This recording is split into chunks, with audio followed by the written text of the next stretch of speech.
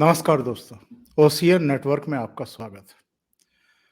गलवान जैसी हिमाकत फिर से हुई है। गलवान में भी जो चीन के सैनिक थे, उन्होंने धोखे से भारतीय सीमा में घुसने की कोशिश की थी।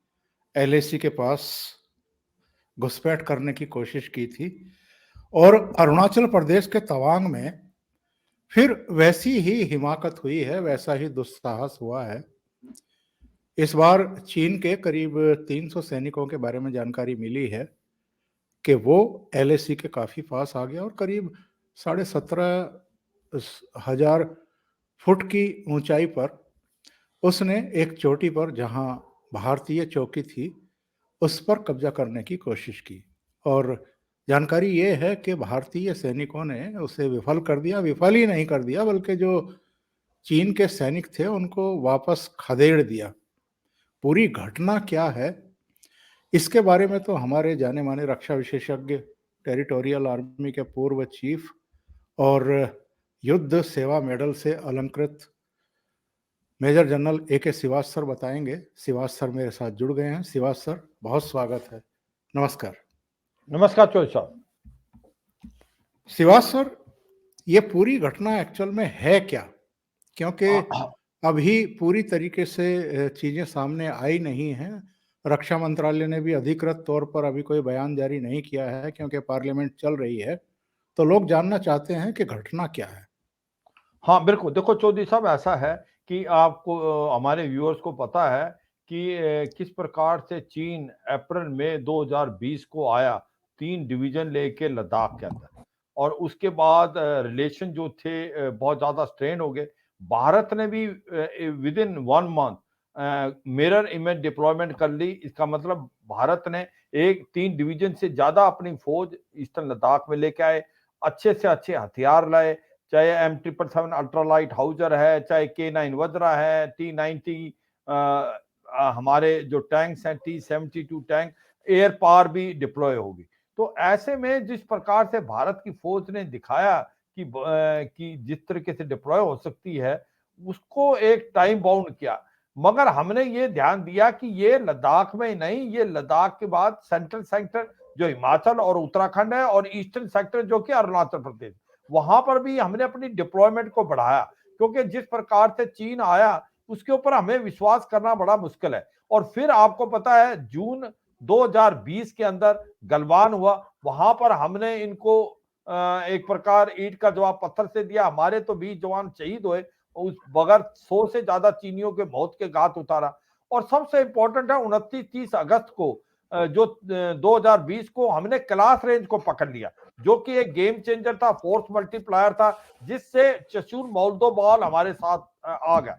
मगर वो अलग बात है कि बातचीत करने के साथ हमें उसको लेन देन करना पड़ा। मगर ये भी सच्चाई है कि हम जो नॉलेज मिलती जा रही थी कि चीन जो है अपना इंफ्रास्ट्रक्चर लद्दाख के साथ साथ अरुणाचल में भी बहुत बढ़ा रहा है, और इसलिए भारत की जो फौज थी लद्दाख के साथ साथ अरुणाचल और सेंट्रल सेक्टर में चौकन्नी थी। क्योंकि कुछ एक समय से चीन ने अपने गांव जो हैं बनाए हैं लाइन ऑफ एक्शन कंट्रोल में, ज्यादातर अरुणाचल की तरफ बनाए हैं, जो कि गांव नहीं डिफेंडेड लोकेलिटी हैं। उसके बाद अपना इंफ्रास्ट्रक्चर ज्यादा डेवलप किया, लॉजिस्टिक सप्लाई जो डिपो है सबसे बड़ा बनाया उसने तिब्बत ऑटोनमस रीजन के अंदर, हेलीपैड बनाए, एयरफील्ड बनाए, अच्छे से अच्छे हथियार वो लेके आए। उनका मकसद अभी था क्या? देखो ये किया क्यों, पहले तो ये समझना चाहिए ये समय क्यों चूज किया और क्या किया इन्होंने। सच्चाई यह है कि अभी जो हालात हैं चीन में वो काफी नाजुक है। चीन के अंदर एक प्रकार से बहुत ज्यादा विद्रोह हो रहा है शी जिनपिंग के अगेंस्ट, जिस प्रकार से उन्होंने कोविड जीरो पॉलिसी फॉलो की है। इसी प्रकार से इकोनॉमी बहुत खराब है चीन की, वहां पर इन्फ्लेशन डबल फिगर पे है, मारा मारी चल रही है, सप्लाई चेन वहां से उठ के दूसरे देशों में जा रही है, वियतनाम, इंडोनेशिया और भारत में। ऐसे में कहीं ना कहीं शी जिनपिंग ऐसा कुछ करेंगे, ये आशंका थी कि वो डाइवर्ट करे अटेंशन पब्लिक की। तो वो दो जगह कर सकते थे, या तो वो ताइवान पे करते या वो भारत की तरफ करते। ताइवान पे करना उनके लिए थोड़ा मुश्किल अब था, क्योंकि जो जिस प्रकार से साउथ चाइना सी में नेवी का जमावड़ा अमेरिका ने बढ़ा लिया है, USS Nimitz, USS Ronald Reagan aircraft carrier group है। तो ऐसे में भारत को पहले आशंका थी कि कुछ ना कुछ चीन हिकामत करेगा लद्दाख से अरुणाचल, और स्पेशली अरुणाचल में, क्योंकि लद्दाख में उसको पता था कि भारत की फौज बहुत चौकन्नी है। जिस प्रकार से हमने इनको मुंह तोड़ जवाब दिया था गलवान में और क्लास रेंज में। तो ऐसे में यांगसे जो जगह है जहां पर चीन के 300 से जवान आए हैं, वो तवांग के एरिया में है। तवांग एक बहुत इंपॉर्टेंट जगह है, क्योंकि तवांग एक रिलीजियस प्लेस तो है बुद्धिस्ट के लिए। वो एक ऐसी जगह है, अगर चीन उसको पकड़ता है तो उसके लिए बहुत आसान हो जाता है असम तक आना या भूटान के अंदर जाना। इसको मद्देनजर रखते हुए ये यांगसे एक ऐसी जगह है जहां इस तवांग एरिया में वो भारत के पास है और हम डोमिनेट करते हैं। इसको पकड़ने की उसने कोशिश की है।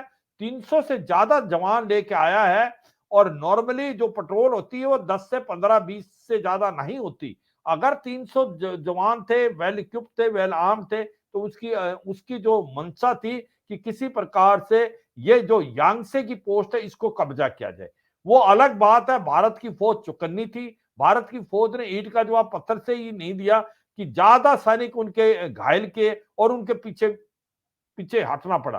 तो सच्चाई यह है कि चीन के ऊपर भरोसा करना खतरे से खाली नहीं है, और इसलिए भारत की फौज हरदम चौकन्नी रहती है।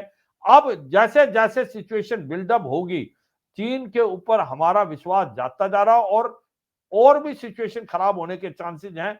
उसकी 3-4 पॉलिटिकल रीजन भी हैं। कहीं ना कहीं वो ये देख रहा है कि भारत और अमेरिका के जो रिलेशन बढ़ते जा रहे हैं, स्ट्रेटेजिक रिलेशन, वो नहीं चाहता ये बढ़े। दूसरा, जिस प्रकार से भारत की छवि बढ़ रही है पूरे वर्ल्ड के अंदर, स्पेशली जो प्राइम मिनिस्टर मोदी, वो एक उभर के आ रहे इंटरनेशनल लीडर, और जिस प्रकार से G20 की प्रेसिडेंसी भारत को मिल गई है और भारत ने एक साल रहना है, तो मुझे लगता है ये कुछ एक फैक्टर्स हैं जिसकी वजह से उन्होंने ये किया यांगसे के अंदर।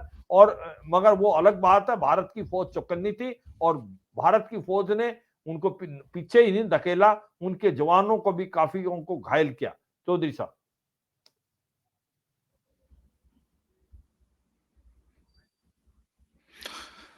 शिवाज सर, क्या ये मान लिया जाए कि अभी हाल में प्रधानमंत्री नरेंद्र मोदी और शी जिनपिंग की एक छोटी सी मुलाकात डिनर के मौके पर हुई थी, और उसको मुलाकात भी कहना ठीक नहीं है, बस कर्टसी कॉल एक दूसरे को। तो लेकिन जो चीन की हरकतें हैं, इससे तो नहीं लगता है कि चीन बाज आने वाला है। उसकी जो अपनी अंदरूनी परेशानियां हैं वो तो अपनी जगह है ही, लेकिन जिस तरह की गुस्ताखी उसकी तरफ से ये फिर से हुई है, और जैसा आपने कहा कि हमारी सेनाएं तो तैयार थी, पहले से हमें इस बात का अंदाजा था, क्योंकि अरुणाचल को लेकर के कुछ बयान भी बीच में चीन की तरफ से आए थे। तो उस लिहाज से हमारी सेना तैयार थी, ठीक ठाक जवाब दिया, उनको वापस खदेड़ दिया। लेकिन क्या आने वाले दिनों में और इससे कुछ बड़ा करने की गुस्ताखी चीन कर सकता है, और उसके लिए हमें तैयार रहना होगा? बिल्कुल, चौधरी साहब, इसमें कोई शक नहीं, बिल्कुल करेगा, क्योंकि अब वो उसकी हालात इंटरनल बहुत खराब हैं, और किसी तरीके से वो अटेंशन डाइवर्ट करने के लिए भारत से ज़्यादा अच्छा उसके पास टारगेट नहीं है। उसको पता है कि अगर कुछ रिलेशन भी थोड़े से खराब हुए, वो पहले ही खराब हैं, तो उसको तो डाइवर्ट अटेंशन करने का मौका मिल जाएगा, क्योंकि पीएलए और जो इनका इनका जो न्यूज़पेपर है, वो एक प्रकार ऐसा प्रोजेक्ट करेगा कि भारत ने कुछ किया है और चीन ने इसका जम के मुकाबला किया है और जवाब दिया। तो एक प्रकार अटेंशन डाइवर्ट करने के लिए वो अब जरूर करेगा। लद्दाख से अरुणाचल कहीं भी कर सकता है, ये नहीं अरुणाचल में करे, और जगह भी कर सकता है, और एक जगह नहीं 2-3 जगह कर सकता है। इसलिए हम चौकन्ने, और ये भी सच्चाई है कि हमारे पास सर्वेलेंस और का बहुत ज्यादा इक्विपमेंट है। हमारे पास ड्रोन भी है, यूएवी भी है, सैटेलाइट भी है, रियल टाइम इंटेलिजेंस भी हमको अमेरिका से भी मिल रहा है, बेसिक एक्सचेंज कोऑपरेशन एग्रीमेंट करके। तो ये सच्चाई है कि चीन के ऊपर भरोसा तो कर ही नहीं सकते, और ये अभी से नहीं है, 2006 से यहां पर 4-5 बार हो चुका है जहां पर चीन ने कोशिश की आने की और ये यांगसे को पकड़ने की, और हरदम वो अनसक्सेसफुल रहा है। अगर आप देखें चंद एक समय में 1962 में क्या किया था, चीन आया था, पर 1967 के अंदर भारत ने उसको मुंह तोड़ जवाब दिया था नथुला और चोला में, जहां हमारे 40 जवान शहीद हुए थे, 400 से ज्यादा चीनियों को मार दिया था। तो भारत बदला हुआ भारत है, इसमें कोई शक नहीं।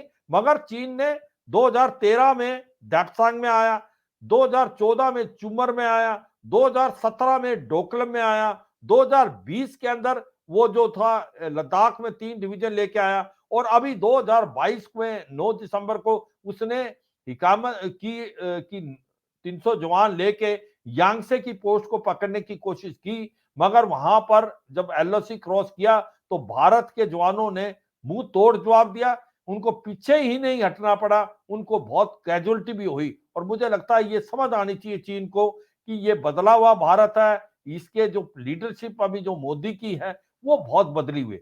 ये भी मैं अपने व्यूअर्स को बताना चाहूंगा कि ये लास्ट 8 से 10 साल में भारत ने बहुत ज्यादा इंफ्रास्ट्रक्चर डेवलप किया। ये भी कहीं ना कहीं चीन को जो है एक प्रकार से ठीक नहीं लग रहा। उनको लगता है कि ये भारत कुछ ना कुछ करने वाला है। उसको ये समझना चाहिए, जब आप अपना इंफ्रास्ट्रक्चर डेवलप कर रहे थे तो भारत ने तो आपको कुछ नहीं कहा। आपने अपनी सड़कें बना ली, आपने अपनी रेलवे लाइन बना ली, ब्रिज। अब भारत इंफ्रास्ट्रक्चर डेवलप कर रहा है लद्दाख से अरुणाचल, तो आप क्यों कर रहे हैं? कहीं ना कहीं ये ओली में जो हमारी अमेरिका के साथ स्ट्रेटेजिक अलायंस हो रही है, जिस प्रकार से हमारी एक्सरसाइज हुई है, वो भी कहीं ना कहीं इनको खटा रही थी।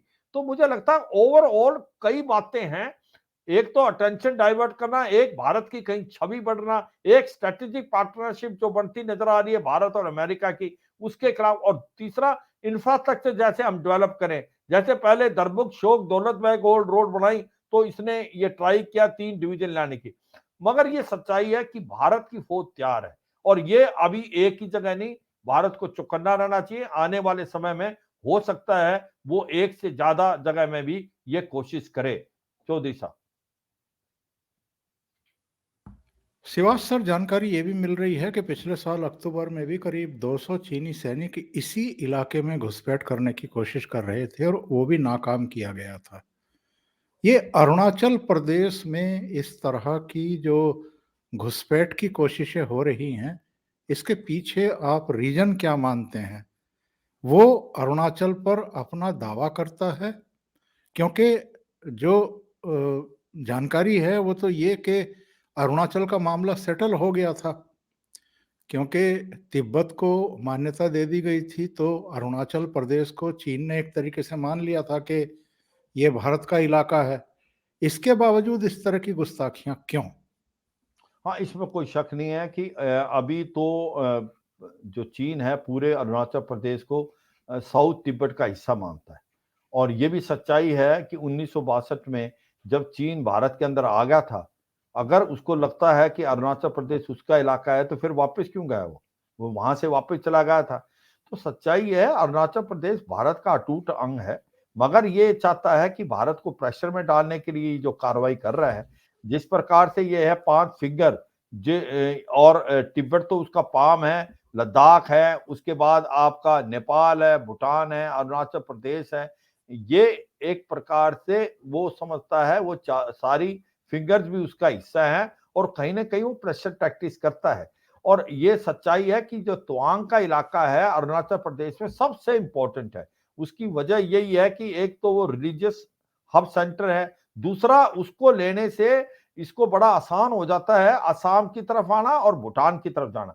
इसी प्रकार से इसने भूटान में अगर आप देखें जो बातचीत हो रही है, पहले तो डोकलम की तरफ वेस्टर्न भूटान में ही आपस में डिस्प्यूट थी चीन और भूटान की। अब उसने ईस्टर्न लद्दाख में जो सैकाटांग वाइल्ड लाइफ सेंचुरी जो तवांग से 50 किलोमीटर दूर है, उसको भी डिस्प्यूटेड एरिया बोला है, क्योंकि उससे वो साकाटांग के वाइल्ड सेंचुरी से भी वो तवांग में आ सकता है। तो तवांग एक जो ऐसा इंपॉर्टेंट डिफेंडेड एरिया है, अगर चीन इसको पकड़ता है तो उसके लिए बहुत सूलियत होती है भारत पे हमला करने का और असम की तरफ बढ़ने का। तो इसलिए ये बहुत जरूरी, और यांगसे इसके अंदर एक ऐसा इलाका है जहां पर भारत डोमिनेट कर रहा है, भारत के पास कब्जा ज्यादा है, और भारत जो है चीन को एक प्रकार हरदम वहां पर दबाता है, तो उसको लेने की कोशिश कर रहा है। तो ये अक्टूबर में भी उन्होंने ये ट्राई किया। अब उन्होंने सोचा बर्फ पड़ गई है, हो सकता है भारत का रिएक्शन स्लो होगा, या ट्रुप्स को कम कर दिया होगा। उसको ये नहीं पता कि भारत बिल्कुल चौकन्ना है और भारत के पास पुख्ता इंटेलिजेंस थी। ये नहीं कि अब क्योंकि हमारे पास ड्रोन्स भी हैं, यूएवी भी है, सैटेलाइट भी है और बाकी इंटेलिजेंस भी हमें मिलता है। तो ये सच्चाई है कि जिस प्रकार से सिचुएशन है, ये हम मान के चलें कि चीन मानने वाला नहीं है। ये चीन ट्राई करेगा, एक जगह नहीं 2-3 जगह। ये इसको सूट करता है ऐसे टाइम में, क्योंकि आज की तारीख में डोमेस्टिकली शी जिनपिंग घिरे हुए हैं और उनके पास कोई सॉल्यूशन नहीं है। वो चाहते हैं कि किसी तरीके से अटेंशन डाइवर्ट करें और भारत में बहुत बड़ी बात नहीं करेगा, बहुत बड़ा हमला नहीं। ये छोटा-मोटा जिससे ये दिखाए अपने लोगों को कि भारत के साथ उसके रिलेशन खराब हैं और अटेंशन को डाइवर्ट करे। चौधरी साहब। शिवाज साहब, क्या भारत की सैन्य शक्ति और जो दूसरी तैयारियां हैं, उनको लेकर के चीन को कोई गलतफहमी है? ऐसा तो हो नहीं सकता, क्योंकि चीन को भी जानकारी होगी कि हमारी तैयारियां क्या हैं, फिर भी वो सींग भिड़ाने की कोशिश क्यों कर रहा है?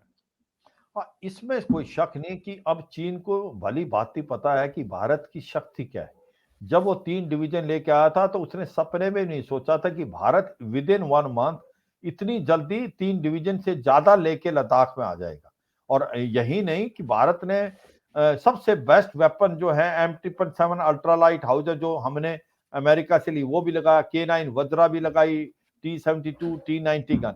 अगर भारत की और चीन की शक्ति को हम कंपैरिजन करें, तो चीन को भली-भांति मालूम है कि भारत की जो आर्मी है, वो बेटर ट्रेन्ड है, वेल मोटिवेटेड है और ऐसे इलाकों में रहने के काबिल है और बैटल हार्डन्ड है।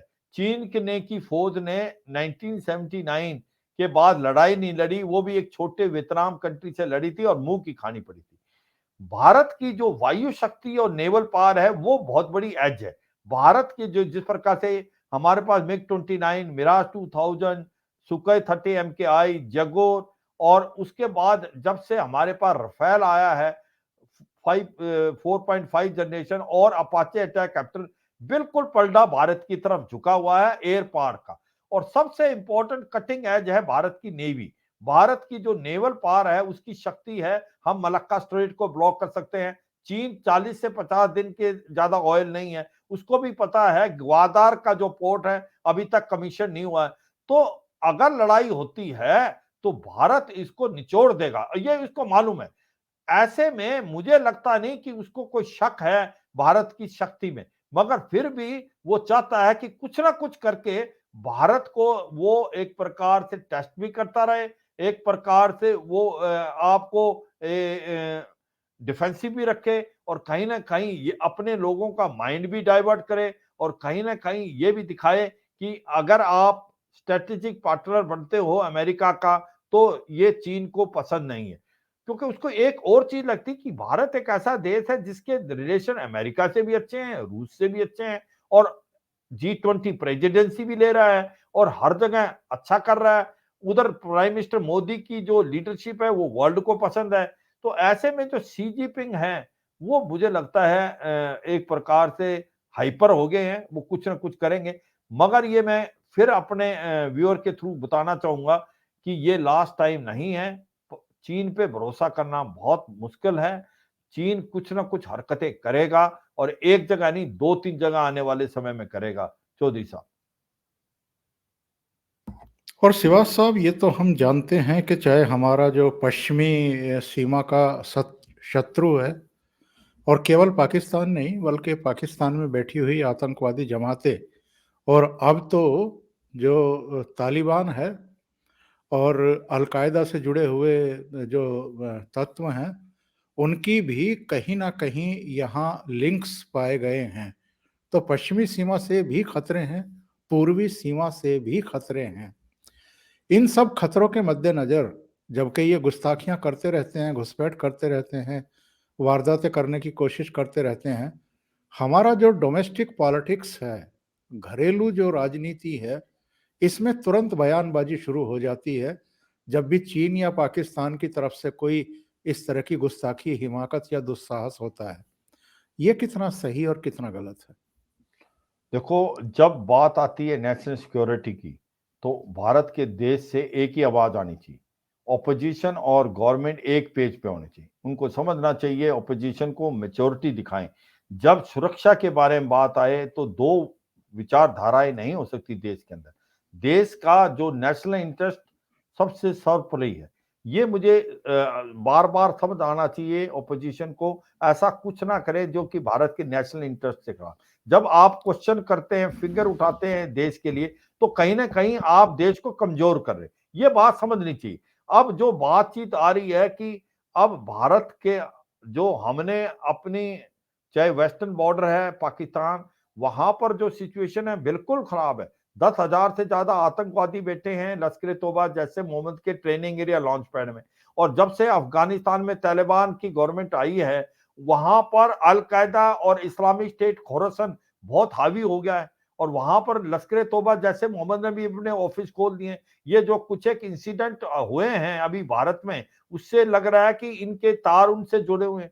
तो सच्चाई है, वेस्टर्न बॉर्डर जो है भारत का, वो भी काफी एक प्रकार से एक्टिव रहेगा। ऊपर से जो चीन है, जिस प्रकार से उसने अक्टूबर में भी ये कुछ कार्रवाई करने की कोशिश की थी और अब दिसंबर में, और मुझे लगता है आने वाले समय में चीन फिर कर कोशिश करता रहेगा। तो मगर ये भी सच्चाई है, भारत को पता है, भारत इसके लिए तैयार है। भारत को दोनों तरफ लड़ने के लिए तैयार है, दो नहीं ढाई। वो कहते हैं ना, एक चीन की तरफ एक पाकिस्तान। अगर हमारे टेररिस्ट से भी को भी एक प्रकार से कार्रवाई करनी है तो उसको भी करेंगे। तो आज की तारीख में भारत की जो फौज है वो सक्षम है, तैयार है, मोटिवेटेड है, डिसिप्लिन है। वो चीन के साथ भी और पाकिस्तान के साथ भी। और हमें ये सब पता है कि अभी पाकिस्तान भी अपने टेररिस्ट को भेजने की कोशिश करता रहेगा। इसका हमारे पास इलाज है। और इसी प्रकार लद्दाख से लेकर अरुणाचल प्रदेश तक चीन कुछ भी कर सकता है, कहीं भी कर सकता है। इसके लिए हमें चौकन्ना रहने की जरूरत है, जो हम हैं, इसमें कोई शक और सवाल नहीं। अगर चीन ऐसी कोई भी हरकत करेगा तो भारत ईंट का जवाब पत्थर से देगा। ये चीन को भी भली भांति मालूम है। चौधरी साहब। शिवाज सर, जुड़ने के लिए बहुत बहुत धन्यवाद। भारत को हमेशा चौकन्ना रहना ही पड़ेगा, ये शिवाज सर का कहना है। और मैं आप लोगों को बता दूं कि ये ऐसा क्षेत्र है जहां पर ये वारदात हुई है, जहां शिवाज साहब खुद भी तैनात रहे हैं। इसलिए इस पूरे क्षेत्र के बारे में उनको बहुत अच्छे तरीके से जानकारी है। शिवाज सर, बहुत बहुत धन्यवाद आपका जुड़ने के लिए। Thank you so much. नमस्कार। मेहरबानी चौधरी साहब। जय हिंद। जय हिंद सर।